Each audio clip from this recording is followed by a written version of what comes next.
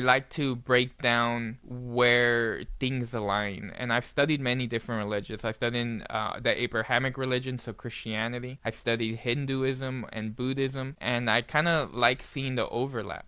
Yeah. When we talk about Christianity, for example, a lot of Christians have different subgroups Mm-hmm. where they disagree about the details and the semantics. But like the Yes. overall message is all there where there's this Trinity. It's like the Father, the Holy Spirit, and the Son.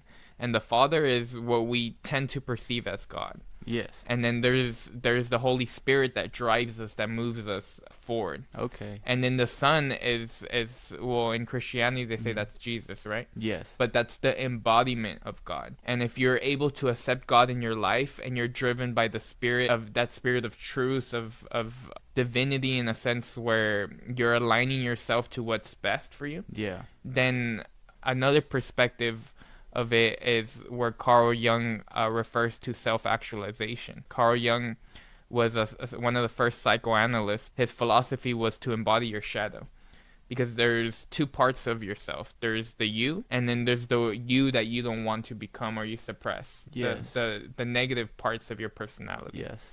And if you are constantly battling between these two forces, you end up dissociating who you are and the negatives of you, the parts that you don't want to identify with. Okay. And Carl Jung says to self actualize, you have to accept those negative parts of yourself and integrate them back into your personality where you could express them properly. Okay. Because Yeah. if you're constantly suppressing them, if you don't want to identify with those things are still you. Okay. So in being still you, they're gonna express themselves without your conscious awareness. Gotcha. Like for example, if you're hungry Mm-hmm. and you go a long time without eating, your hunger's gonna grow and grow and grow.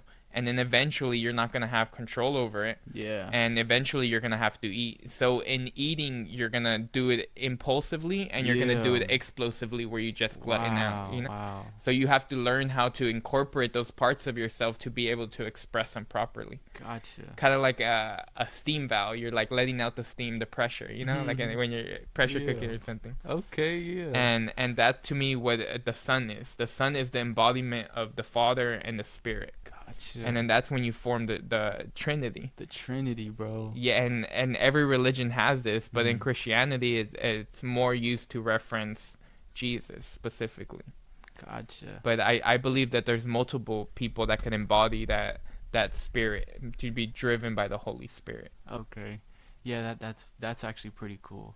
So you are kind of like associating the embodiment of Christ with kind of like you said self Actualization. actualization. So like you said, negative, positive, and sometimes if you hide the negative, that thing can actually kind of like Overcome you. overcome you, kind of Yeah. like fire back on you. Yeah, Like yeah, exactly. like Because you don't want to accept it as yourself. yeah.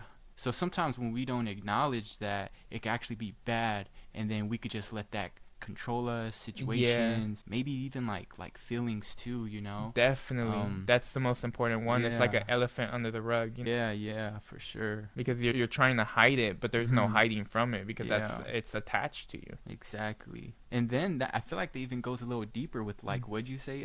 We were talking about being vulnerable too. Yeah, So and that's what it is. vulnerability, Yeah. yeah, with our with the things we might not like about ourselves. Mhm. So I guess you find truth within that. Yeah, yeah, because a lot of people are afraid to show those parts of themselves. Yes, for sure. And that's why they have to put on the mask, because Yeah. they're hiding what's behind the mask. Gotcha. But in expressing those things, what if the best parts of yourself are those parts that you're trying to hide? Okay. Like Okay.